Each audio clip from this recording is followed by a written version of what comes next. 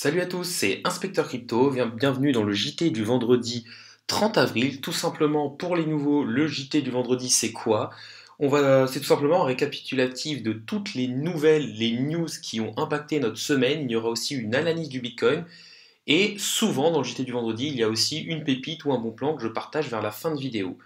N'oubliez pas de vous abonner, de liker et de commenter pour soutenir la chaîne. Ça récompense le travail que je fais au jour le jour.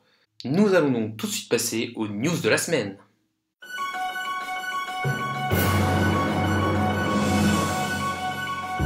La première news de la semaine, du coup, qui date du 26 avril 2021 sur Cryptotos, c'est donc, selon le PDG de PayPal, les cartes bancaires disparaîtront dans 10 ans. Tout simplement, c'est quelque chose de très intéressant du point de vue des crypto-monnaies. Le PDG quand même de PayPal, qui est un des plus gros acteurs en termes de paiement, qui nous dit du coup qu'il n'y aura plus beaucoup d'utilisation de cartes bancaires et que ça va surtout être les paiements mobiles et les monnaies numériques qui risquent de prendre leur place. Donc clairement, ça va donner une utilité réelle aux crypto-monnaies, ça va permettre de les démocratiser, qu'elles soient énormément utilisées, et donc du coup forcément ça va impacter leur prix. Qu'est-ce qui lui fait dire ça? C'est tout simplement que les monnaies numériques ont explosé. On voit qu'entre leur création aux alentours de 2009 et maintenant, que ce soit en termes de capitalisation ou même d'articles dans les journaux ou du fait qu'on en parle à la télé, ça a vraiment explosé. Autre nouvelle datant du 27 avril 2021, c'est tout simplement la plateforme Binance qui lancera une plateforme de marché de NFT en juin. En quoi cette nouvelle est intéressante? Ça montre du coup que les NFT qui ont connu un fort pic ces derniers mois, et là on en entendait un peu moins parler, bah, ça peut tout simplement nous dire qu'en juin ou un peu avant, parce qu'on sait que le marché price souvent les news avant que ça arrive, tout simplement, du coup, on pourrait réavoir un retour des NFT et donc cet écosystème pourrait exploser d'ici fin mai, début juin. Surtout que Binance est quand même le plus gros échangeur, l'un des plus gros échangeurs avec peut-être Coinbase qui se met là-dedans. Du coup, ça pourrait vraiment impacter très fortement le marché des NFT et du coup refaire exploser tous les différentes crypto-monnaies qui y sont adossées. Si vous voulez en savoir un peu plus sur les NFT, je vous invite à aller voir ma vidéo que j'avais fait du coup sur l'écosystème des NFT où je présentais les plus gros projets de cet écosystème. Une autre news très positive, c'est tout simplement en Corée du Sud, le géant du gaming Nexon achète pour 100 millions de dollars de bitcoins, ce qui correspond à, je crois, 1717 bitcoins qui ont été achetés par Nexon. Donc ça fait encore une grosse entreprise, un gros acteur qui rentre dans le bitcoin. Nexon, c'est un des plus gros acteurs des jeux vidéo et ils ont par exemple fait le jeu Counter-Strike. Donc voilà, quand même une grosse entreprise qui rentre encore dans le Bitcoin avec plus de 100 millions de dollars d'utilisés, du coup 1717 Bitcoin. Moi je trouve que c'est très positif, ça montre vraiment qu'au moins les entreprises du jeu vidéo, en tout cas, s'intéressent vraiment beaucoup à la crypto-monnaie, que vraiment ils savent que ça peut être un peu le futur des jeux vidéo. Donc c'est vraiment quelque chose de très intéressant et ça nous montre encore cette démocratisation de plus en plus flagrante de la crypto-monnaie. Ensuite, une autre news plutôt sympa du 29 avril 2021, c'est simplement Bekia, une île paradisiaque où le Bitcoin, le BTC, est roi. Tout simplement, c'est une île dans les Antilles où on pourra tout payer en Bitcoin. C'est-à-dire que clairement, pour les futures personnes qui auront énormément d'argent en crypto-monnaie, ça pourrait être sympa de s'isoler là-bas. Vous pourrez payer les hôtels, votre nourriture, tout, vraiment tout pourra être payé en Bitcoin. Donc vraiment, ça pourrait être très intéressant et ça pourra aussi faciliter les paiements internationaux. Je vous montre un peu à quoi ça ressemble. Voilà, c'est clairement les Antilles, c'est quelque chose qui peut faire rêver pas mal de monde. Donc pour moi, quelque chose de très sympa. Ça pourrait être un test aussi de voir si payer tout en BTC peut bien marcher. Mais voilà, je trouve que c'est quelque chose de très intéressant, une petite news sympa que je vous partage. Nous allons donc maintenant passer sur l'analyse du Bitcoin. Tout simplement, on peut voir que face au dollar, le Bitcoin, il est toujours dans ce gros range que j'avais dessiné. Moi, j'ai pas touché les lignes, donc on va dire en gros entre 50 000 et 63 000. Voilà, on a eu un petit fake out ici, mais en gros, on range depuis quand même le 9 mars dans ce range-là, donc quand même un range assez important.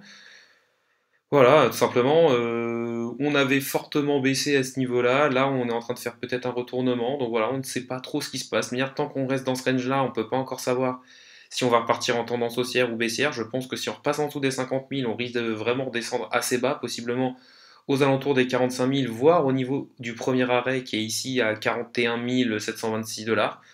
Donc voilà, tout simplement, pas grand chose à dire sur le Bitcoin. Pour l'instant, c'est en train de stagner. Si on continue de stagner aux alentours de ces 54 000, ça peut être pas mal aussi parce qu'on sait que quand ça stagne côté Bitcoin, les altcoins peuvent très bien marcher.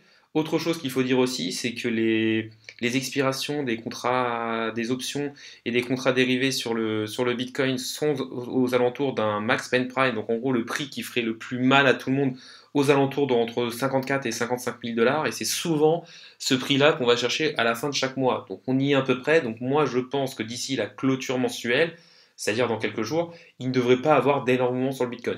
Je peux bien sûr me tromper, mais voilà, pour moi, on devrait rester aux alentours des 54 000, et par la suite, possiblement, essayer soit de venir chercher cette borne basse du range, soit aller chercher la borne haute. Si on arrive à s'extraire, on partira en price discovery, et je pense qu'il y aura une vraie accélération aux côtés du BTC.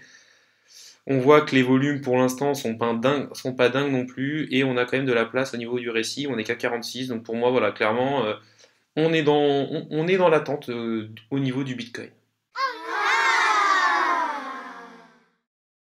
La première pépite de la semaine, c'est tout simplement un bon plan. Ce bon plan, en fait, c'est une application sur téléphone de la plateforme d'exchange Swissborg.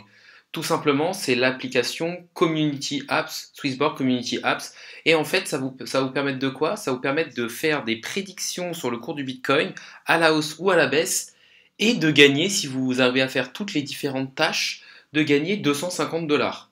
Je vais vous montrer tout de suite comment ça se passe sur mon téléphone pour voir comment gagner ces 250 dollars en réussissant donc les différentes tâches et en réussissant aussi à prédire le futur du prix du Bitcoin.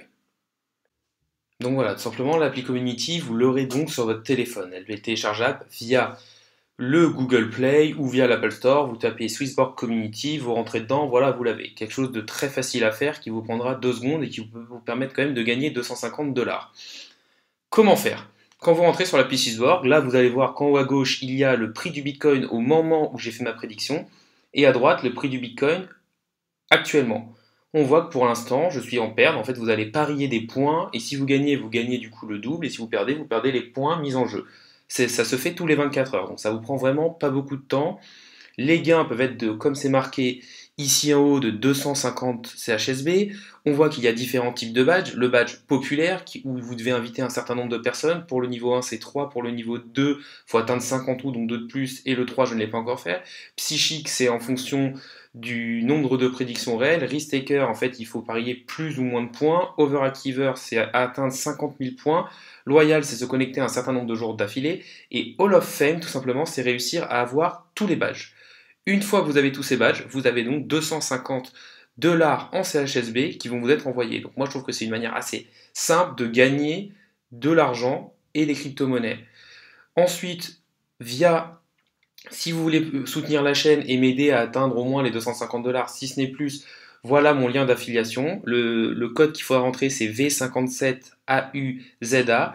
C'est au niveau de l'application, vous allez dans Referential Link, vous rentrez ça, vous mettez Redeem et ce sera tout simplement bon. Ça permet de soutenir la chaîne et ça me permettra de gagner 250 dollars. Voilà, ça ne vous coûte rien, après vous faites comme vous voulez.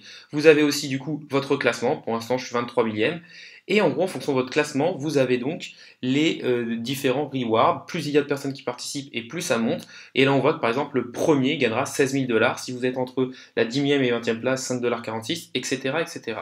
Donc voilà, pour la pépite de la semaine, qui cette fois est une réelle crypto-monnaie, il s'agit de Ambrosus. Je pense que vous avez dû en entendre parler. Ambrosus, c'est quoi? C'est un projet spécialisé dans le secteur de la traçabilité médicale et alimentaire. En fait, leur objectif, ça va être d'apporter plus de sécurité, plus de qualité, une meilleure traçabilité et surtout plus de conformité quant à l'origine des biens physiques dans le secteur du coup médical et alimentaire. C'est un peu, on va dire, un concurrent, mais beaucoup plus petit que VeChain. Donc pour moi, un projet déjà d'un point de vue fondamental intéressant, le Ambrosus. Qu'est-ce qui est aussi très intéressant pour lui? Moi, c'est clairement son positionnement, 963e avec une capitalisation boursière très très très faible, seulement 10 millions d'euros de capitalisation de marché. En regardant très rapidement à ce niveau-là, on voit que clairement par rapport à 2017, il a un potentiel énorme, il était monté à plus d'1 dollar, il vaut actuellement 6 centimes, donc vraiment un énorme potentiel du côté de AMB. On voit quand même que le volume d'échange en 24 heures, c'est quand même quasiment 1 million, c'est-à-dire 10% du total de la capitalisation, donc c'est quand même pas mal échangé. Si on regarde d'un point de vue graphique, on peut voir, voilà le Ambrosius, on peut déjà voir que depuis mars, et on va dire un espèce de d'ATH, enfin pas un ATH local, parce que son ATH est beaucoup plus haut à plus d'1 dollar. On a vu qu'il a pas mal retracé, il a quand même retracé en dessous des 78,6 de Fibo. Là, il remonte, mais il est toujours dans la zone de rechargement entre les 61,8 et les 78,6 de ce gros mouvement. Donc pour moi, en tout cas, si on appelle ça zone de rechargement, c'est que c'est quelque chose de très intéressant à aller chercher. On voit aussi qu'on avait une résistance ici sur laquelle qu'on est venu passer, sur laquelle qu'on a réussi à passer, et là on fait un pullback dessus. Donc je pense que le projet est sympa et surtout que la localisation graphique est sympa. On est dans la zone de rechargement, on a cassé une résistance sur laquelle on vient pullback. Donc pour moi, un projet qui a une localisation graphique très intéressant et c'est pour ça que je le mettrai comme ma pépite de la semaine. Le JT de la semaine, c'est donc fini. Donc tout simplement, qu'est-ce qu'on peut voir? Des news plutôt positifs qui vont quand même dans le sens de la crypto-monnaie et de l'écosystème des crypto-monnaies. Un BTC qui est en train de légèrement monter, mais qui est toujours dans un range entre une borne de, on va dire, 50 000 et 60 000 dollars, et même un range plus large entre 45 et 65 000 dollars. Une Bitcoin dominance aussi qui est aux alentours de 50%. Donc voilà, on est plutôt dans l'attente.